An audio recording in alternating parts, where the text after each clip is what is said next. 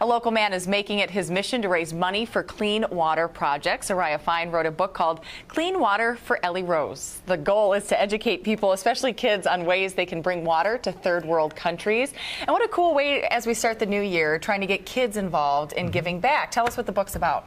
I have it here. I'll hold it up. Well, that's exactly what the book is about. When I became a dad about 4 years ago, I had this desire there's these issues that I was passionate about, and I had a desire to instill those in my kids. And global issues are hard to, make sense to a 3-year-old or 2-year-old. Absolutely. And so, a children's book was a great way to do that. And so.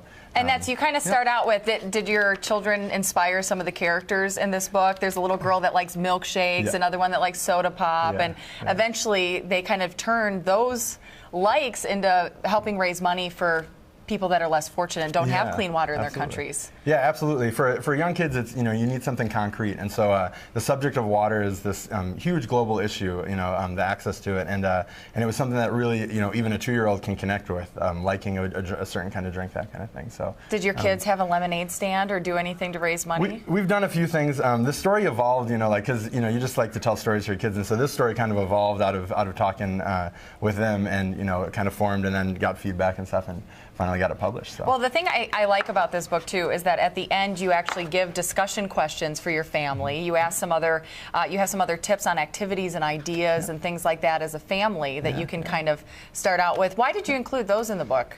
A couple groups that have latched onto it. There's several water organizations all over the country, and I've actually connected with several of those and shipped large quantities of the books, and they've used it as an education tool as well as a fundraising tool. A handful of local Minneapolis public schools, I've also used it, and I've done presentations there. And so classrooms are using it and using the classroom activities. There's some math and writing activities in there, and so.